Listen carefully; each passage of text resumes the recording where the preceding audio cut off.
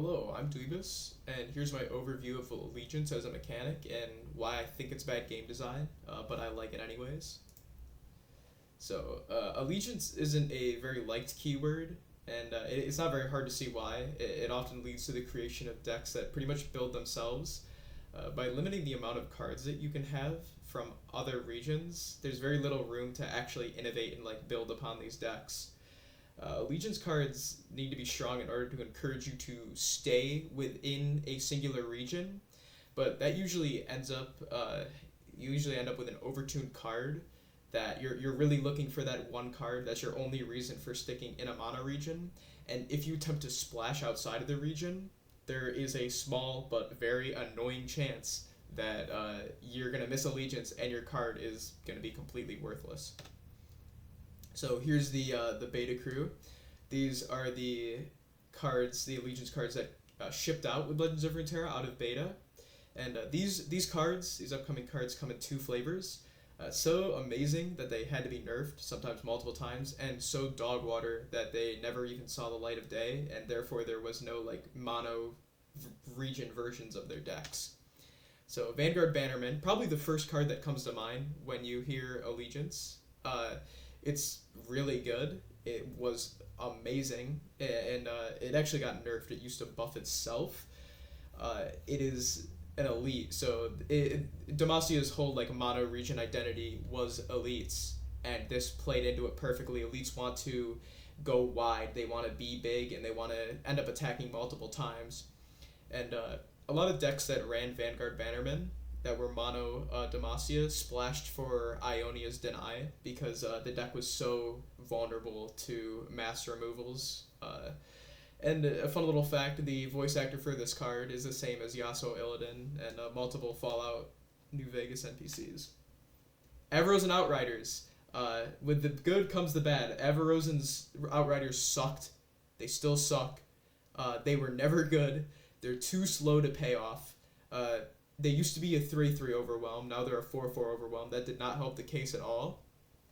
The mono Freljord game plan is deck buffs, get big, and then overwhelm your opponent. But the thing that makes deck buffs really good is that it buffs your whole deck. Avarosan Outriders only puts it onto a singular creature, and then that creature gets overwhelmed, and basically it'll end up getting removed anyway, so there's no point in buffing it. And mono Freljord just wasn't good. Freljord for the longest time lacked any win cons, so if you were mono Freljord, you were basically shooting yourself in the foot. There was no way you could win the game, especially with this horrible Allegiance card. Kinku Wayfinder. Kinku Wayfinder was not played at all. It was not a very strong incentive to be mono Ionia until Kennen Ezreal became a thing, and it pretty much became the main way that deck functioned. It would tutor two Kennens, and then from there you could start recalling and God Willow Seedling it, and they changed it to summon two different allies, so it couldn't just summon two Kennens, and then they eventually settled on just one ally from your deck, and that finally killed this card. The flavor of it, I guess recalling it and replaying it and getting a lot of minions was its flavor for Ionia, but the summoning one costs really just feels more at home in P and Z with their one cost synergy, so it doesn't really fit in with Ionia's identity. Basilisk Rider. So this is the Allegiance card with some of the most changes. It was an aggro demon when it came out the gates. It went from a 4-2 to a 5-2, then a 5-3, and then they nerfed it back to down to a 4-3, and it used to get +2/+2 back when it was a 4-2. So this thing was an absolute behemoth to drop on 4. It was extremely scary. This thing was gonna deal 5-4 damage, and it was with the amount of health it had when it was at 4 health. It was probably going to survive to swing again. One of the very frustrating things about this card, if you were splashing other regions, which you often did, is that Overwhelm is granted by the Allegiance. It's not something that comes naturally. So if you missed Allegiance on this card, you pretty much conceded because you needed to get that damage through on the 4th turn. You needed to get this unit to be dealing that much damage. Uh, what you would splash with Basilisk Rider was harrowing. So you'd build a big board of big minions, and they would swing, probably die. And then you drop harrowing, bring them all back for one final attack that usually did it. And this card eventually got overshadowed by Iron Ballista because you wanted to be outside of Noxus to grab more aggro cards, especially when Bilgewater got introduced into the game. And being restricted, it just took away. It took the wind out of your sails when you were trying to build a really good aggro deck. But the flavor, it is perfect. It's exactly what Noxus is. Noxus is overwhelmed. It's big attack units. It's hit your face and you can't do anything about it. Some Snipe Scavenger in the open beta went from a 4-2 to a 4-3. Never got any more buffs after that, and it never saw any play ever. It would create a sump work map, and it would be 0 cost for this round for some reason. It didn't make it a 0 cost forever, so you could just hold it in your hand. If you wanted to make a unit elusive, just run Sump Work Map. Don't play a 4 cost that forces you to build your deck solely PNZ. One thing that's interesting is that it was meant to synergize with the Nexus Strike motif. So Pickpocket, you would give it stealth, and then you would get spells from your opponent's deck. Henchman, you would start printing stealth henchmen or elusive henchmen as they kept swinging, and they'd grow more and more as a problem. But those cards. Some Pickpocket was really good, but you don't want to invest cards into it, and Henchmen was just so bad that you wouldn't even play it. Scavenge Camo Cloaker killed any chance that this card ever any chance it had to see play, and it didn't even see play in the first place. But this character is actually on the memorial that's seen in Echo Cinematic, so canonically this kid is dead, just like his card. Wraithcaller. So originally it was a 4-2, and then it became they added on an extra health and fearsome, and then later they figured out that it having fearsome was just way too much. Having 2 fearsome bodies developed in one action is absolutely insane. Usually people were lucky to have, by turn 4, opponent usually had, depending on the deck, 1 to 2 fearsome blockers. But to develop 2 fearsome attackers in one fell swoop was a lot, and especially ones that have such high attack. It continued to see play even after the fearsome was taken away. Throughout many metas, it would just keep popping up Mistwraith aggro, and it was very much helped by more spells that would come along, especially the I forgot what it's called, Awakening Mist, something like that. Just the burst spell that summons a Mistwraith.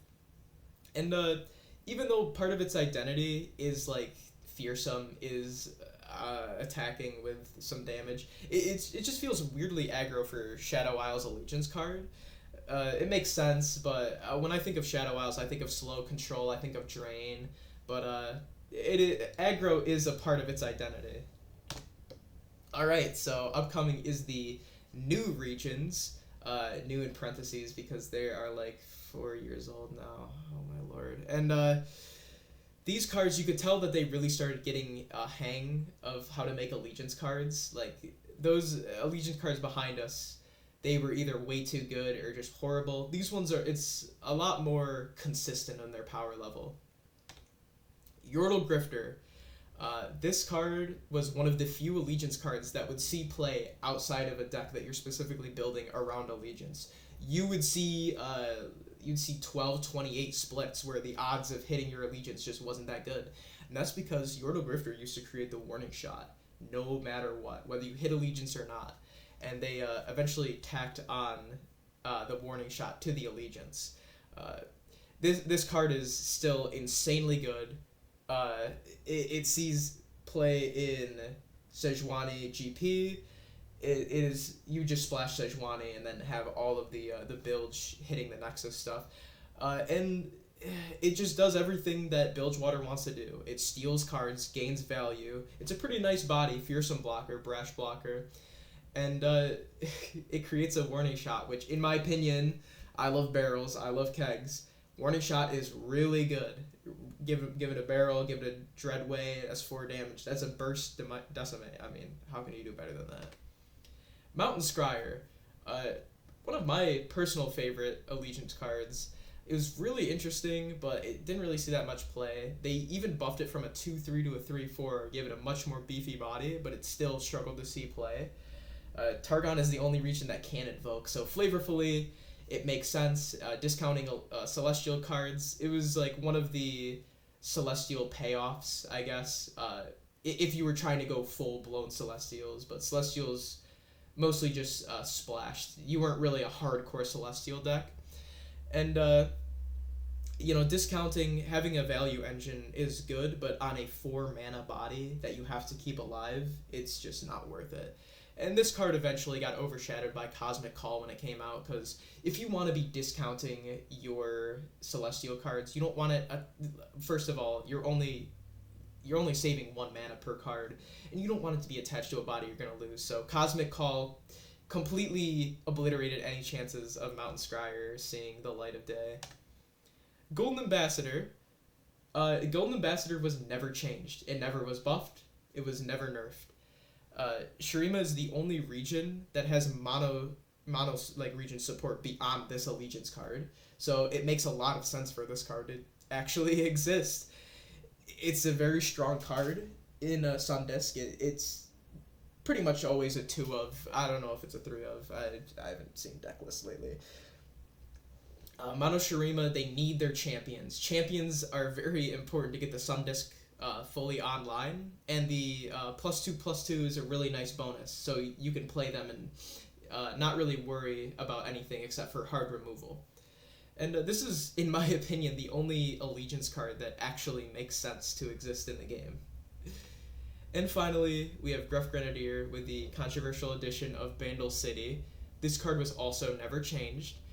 Even though it was the last Allegiance card, I find it to be the most forgettable, personally. Yordle aggro never really became a thing, so this card didn't really see a lot of play. And it captures the flavor of like mono Bandle City. It's got impact. It's about going wide, and it gives you Yordles, so Yordle synergy.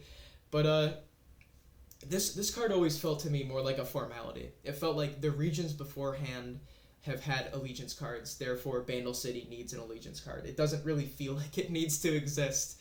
It's so forgettable. So, conclusion, Allegiance cards, they're not really that frustrating to face, but they're really frustrating to use, especially when you're splashing. The restricted deck building forces you to reduce how many cards other than one region you can like splash into, or it forces you to accept the chance of being pissed off because you have a lower chance of your Allegiance actually popping off. They make for funny clips. Everybody knows that. Everybody's seen Grappler miss Allegiance when the odds were ever in his favor. It's funny. It's not fun to play with. And I'm not a game designer, but my proposed fix is like making Allegiance go off always, as long as your deck meets specific numbers, like in pre-building. So like, if you build a deck with 30 Bilgewater cards, Yordle Grifter will always go off. It reduces the chances of you getting absolutely pissed off. Anyways, thank you so much for watching my video. I hope you, if you didn't learn anything, at least found it entertaining. Make sure to do the YouTube things. Do these things, please. I need this. Thank you so much for watching.